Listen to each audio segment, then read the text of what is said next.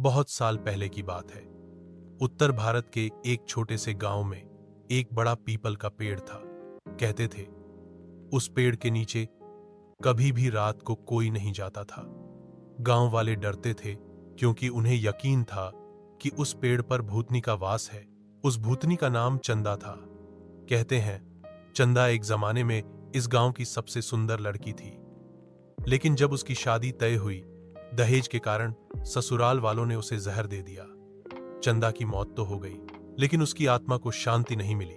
तभी से वह भूतनी बनकर उसी गांव के पीपल के पेड़ पर बस गई। गांव के लोग कहते थे कि अगर कोई आदमी रात के समय उस पेड़ के पास से गुजरता तो चंदा उसे बहला फुसलाकर अपने साथ ले जाती, फिर वह कभी लौटता नहीं।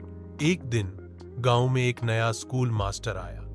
पढ़ा लिखा था, अंधविश्वास में विश्वास नहीं करता था।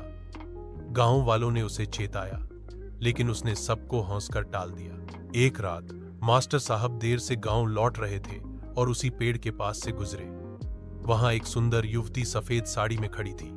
वह बोली, इतनी रात गए अकेले, डर नहीं लगता? मास्टर साहब ने मुस्कुराकर कहा, किससे डरूं? भूतनी से।